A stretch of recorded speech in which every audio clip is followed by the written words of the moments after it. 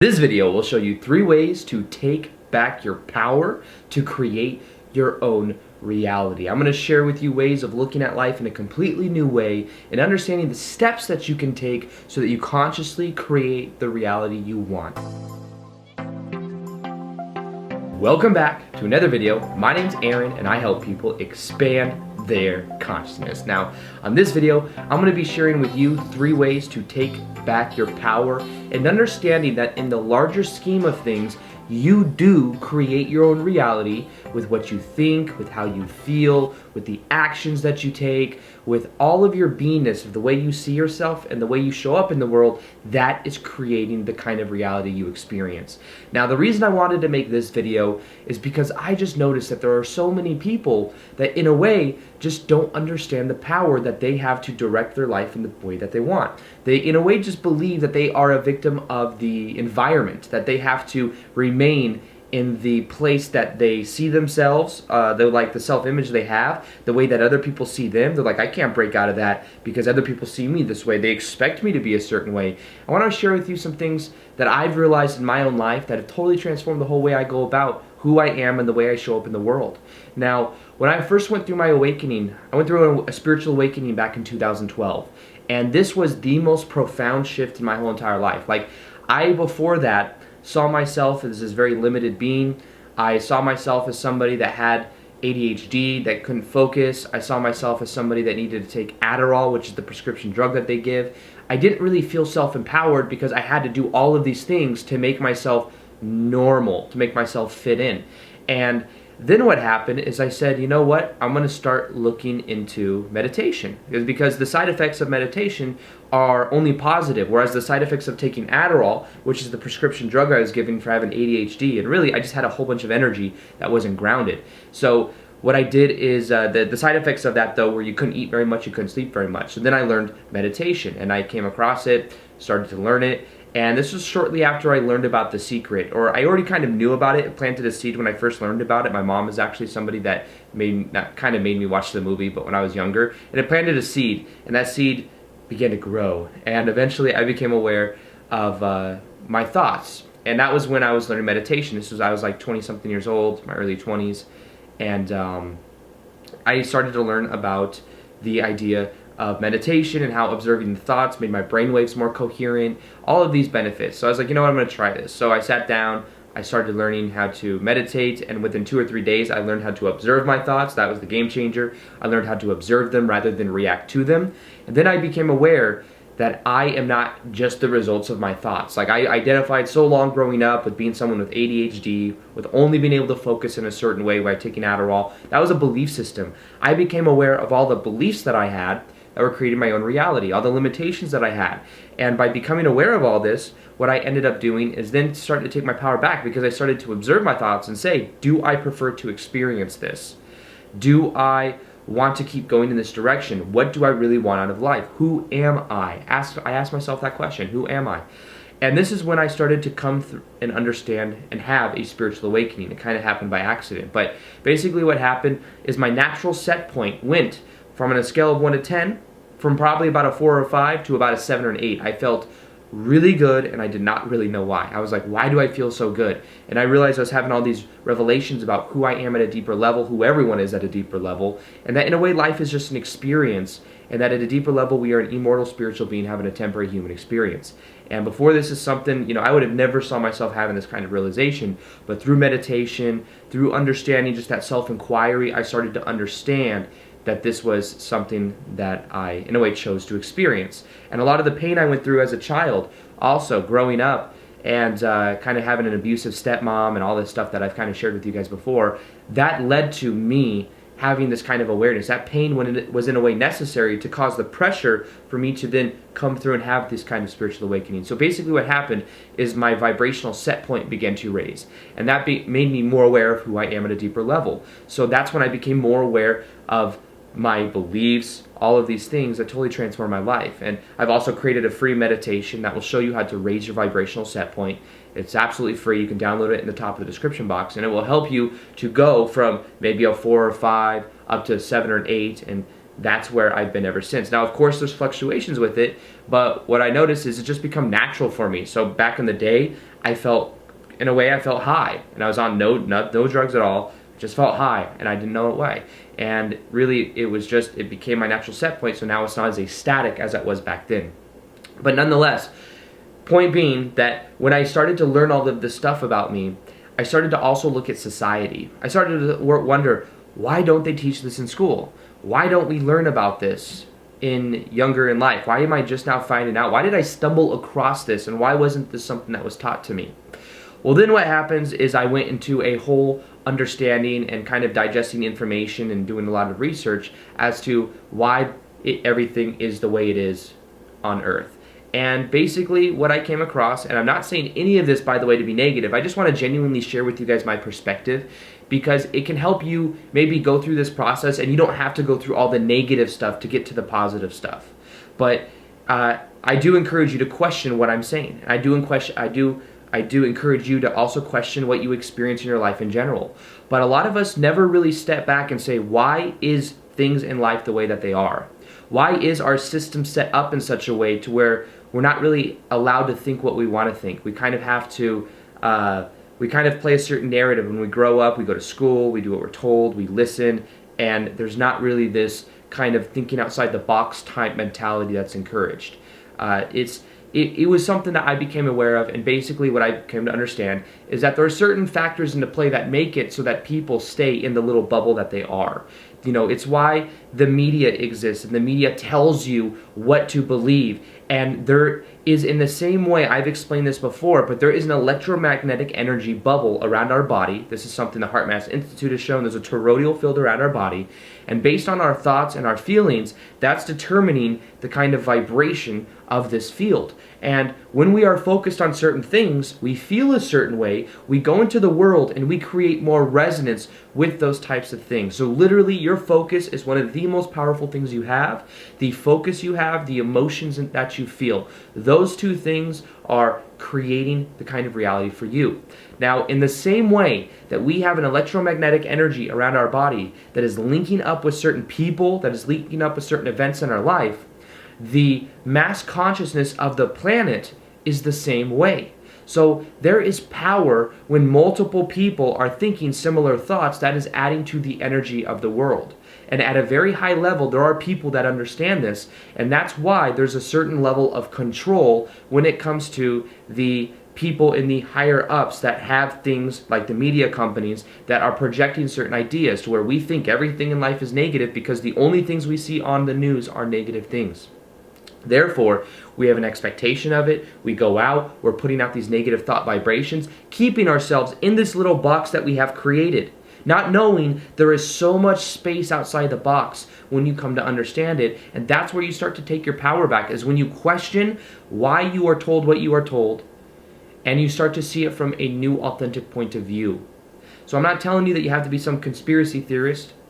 All I'm saying is question what you are told. Question the kind of news that comes out at you, and decide, do I really want to pay attention to this? Is this something that is serving my energy? At a certain level, yeah, you can be aware of generally what's going on in the world, but is it really serving you? Because our thoughts are creating our kind of experience, and collectively right now, we all together are linking up our thoughts together, and we are creating the future of humanity. So that's why there are certain events that sometimes happen. Certain events will change the vibrational structure of the planet in the direction that we collectively go in. So there is a purpose behind that. And that's why one of the things that I'm doing with my YouTube channel is I'm helping people to understand that they do create their own reality with the thoughts that they think, with the way that they identify themselves. Now, in general, I know that a lot of this might sound kind of esoteric, but I ask you to question what I'm saying, but also to question the things that you experience in your own life and why things are the way they are. Because it's not about this negative thing of like, oh, there's all this control. All I'm had the intention of imparting to you is that you can take your power back by being aware of the social conditioning. When you become aware of the social conditioning, you automatically start to take your power back. Because then you can realize that the autopilot mind, the comfortable thoughts, are nothing more than comfortable. We become, in a way, numb to hearing negative stuff on the news because that's the way that it is. And therefore, we believe that that's what's really happening in life, when in reality, the media companies are owned by the same type of group or the same type of person. So there is a certain agenda behind keeping people in a bubble. And once again, I'm not saying this is a negative thing. And you don't want to get, for a while there, back in 2012 when I went through my spiritual awakening, I was kind of a rebel for it. I was like, I want to help people wake up to the mass bubble that is kind of projected out of social conditioning, of people thinking they can't take action to be who they prefer to be, or that they're creating their own reality. There's a reason we don't learn in school that we create our own reality. And it's not because it's not true, because they have shown with vibrational studies, they've shown that the observer observing something itself changes the experiment itself. They've showed that the water molecules can be rearranged through emotion. They've showed these things. These things are proven, but why aren't they taught? Well, there's a certain level of empowerment that comes in with that. And from a higher level, there's people that have this perspective of control, because they're afraid if everyone is creating their own reality in a different way that they would lose that control that they have. So it's a limited paradigm they have.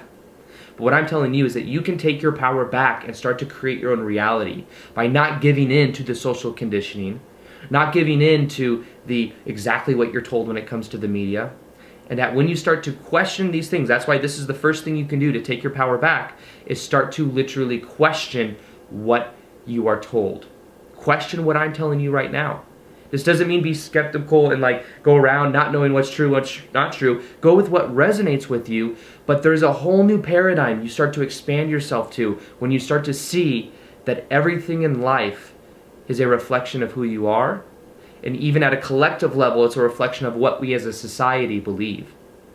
And the thought vibrations we put out, that's what determines the collective type events that we're having. So start to understand that us as a collective, we can start to focus on positive experiences, on positive coming together. The only time we create war and all this stuff is from believing in separation. And it's easy to believe in separation if you watch the news. It's easy to believe that everything's not gravy out in the world, because when you look out there, all you see is separation, labels, difference of religion, difference of culture, difference of skin color, all of these things. And we're made to believe that we are all different, when in reality we all want to be happy. We all want the same things, the same emotions. We just want it in different ways because we are taught this level of social conditioning. So the idea behind this is to take your power back and to start to question things in your life. The second thing you can do to completely take your power back and to start to consciously control or intend for certain things to happen in your life is to start to monitor your focus.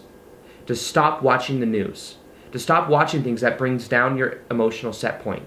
This is where you become very discerning of where you put your focus. And sometimes that means that there might be certain people you're around that bring down your energy. Be aware of that. There are certain people you might be around that'll start to like reinforce that, yeah, oh, that's just the way the world is. Oh, yes, this is just, this is just what happens. This is hard. All of these things, those are beliefs. You don't have to believe those. Question it as the first one, but secondly, monitor it. If you're around this person that are constantly bringing you down, start to put your focus somewhere else. Or relate to what they're saying in a completely no way. Don't identify with what they're saying. Like, that might be true for you. The other day I was at the gym, and I was in the sauna, and there's this guy that I always see every now and then. Anytime he comes in, he's always kind of spewing his ideas of the way it is to lose weight, and the way it is to do that. And there's this other guy in there, and this guy, they were kind of talking. He's like, yeah, the first 10 pounds to do this is the hardest, and it's so hard to do this, and it's so hard to eat right, and it's so hard to do that. I'm like, man, that dude just has a whole bunch of beliefs about this whole process, not even aware that that's a belief that he's subscribing to, that he could change that belief and have a different type of experience.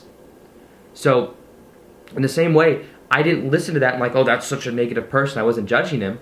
I was just discerning and being like, oh, that's his beliefs. That's not my beliefs at all. And sometimes he'd look at me like for reassurance, like, right? And I'd be like, that's true for you, you know what I mean? Like, not in a mean, judgmental way, but I wouldn't agree to it because maybe that is true for you, you know what I mean? That all of it's hard to, stay, the older you get, this and that. I mean, that's all beliefs. You don't have to subscribe to anything that you're told. But you do if you identify with it, or you identify with the person, or you give that person, the authority, or whatever it is. Take your power back by taking your focus and putting it more inwards and saying, what do I believe? Now, what is the third thing you can do to intend and to take your power back? It's to simply set more intentions and to have a focus, to have a vision for what you want to experience. So many people don't have vision for what they want. They don't know what direction they want to go in. They don't know what they'd actually prefer. So therefore, they continue to get what they've always got because they always think thoughts they've always thought. Let me say that one more time. They continue to get what they've always got because they have always think what they have always thought. I'm surprised I was able to do that twice. I was like, wait, am I going to be able to say that twice in the same way? So we repetitively think the same things, therefore we experience the same things as a result. That's the autopilot mind. That's the comfortable mind. So if we've never had a vision, that might be comfortable to not have a vision, because sometimes to have a vision means you're going in a certain direction. You might have to get outside your comfort zone. I have a vision for me to be a world-renowned speaker and to go around traveling, to become an amazing speaker instead of just doing YouTube videos. I want to do both. And sometimes that might be a little uncomfortable. I gave one of my first talks a couple months ago, and there were like 40 or 50 people there, and it was a little bit nervous going up there. And I spoke for over an hour for my, the first time. I was the first one to go, and I spoke for over an hour, and it was a little bit nerve-wracking the first 5 or 10 minutes. But guess what? That's part of my vision. I had to step outside that comfort zone a little bit. But I set the intention months ago, and I set the focus and the vision months ago that I do travel, I eat at amazing restaurants, I'm speaking in front of people, people are excited, wanting to hear what I say, and they feel empowered when they leave. That's my intention, to help people and to grow as a spiritual being. So I want you to remember also that you are a spiritual being having a temporary human experience. But don't take my word for it. Go within and ask yourself, is this true for me? Start to go more within. Our whole lives we're going without. We are looking outside of us for everything. Oh, if I go do that, if I go do this, I'm in the present moment. Nope, I want that over there. But what about that happened in the past? We're always identifying with what's happening outside. Go inside and ask yourself. Don't look for others for validation. Go within and ask yourself, who am I? Am I an immortal spiritual being having a temporary human experience? And as you ask these questions, be aware of what comes up. Be aware of the signs that come up. Maybe it's not like a voice that just, like you hear yourself, you're like, yes, this is who you are from your higher self. Maybe it is. Maybe it's more so just a feeling that you have. Or maybe it's just these signs that come in your life that show you more and more of who you are. So remember, you can take your power back with the awareness of who you are, with knowing that you don't have to believe everything that's kind of spewed out at you on the media in general. You start to take your power back. You don't have to be under the spell of social conditioning. You can realize you do create your own reality. As a collective, we are creating our reality together. We can start to focus in the direction of what we want. We can stop watching the news. We can stop putting our focus on perspectives that don't serve us. And then we can start to consciously intend for things to happen. And as we do that, our whole lives will begin to change. So I will also, FYI, be doing more live Q&As on Instagram. So if you want to have more of an interaction with me, ask me questions, feel free to follow me on Instagram. I'll go and put my Instagram right here. And I'm going to be doing more content there as well, more live Q&As. And I look forward to having more of that dialogue with you. So feel free to add me on there as well. And as always, I hope you guys enjoyed this video. Feel free to like this video if you guys like it. Subscribe if you haven't already. Hit that little notification gear so that you see the daily vids that I do. And other than that, as always, peace, much love, and namaste.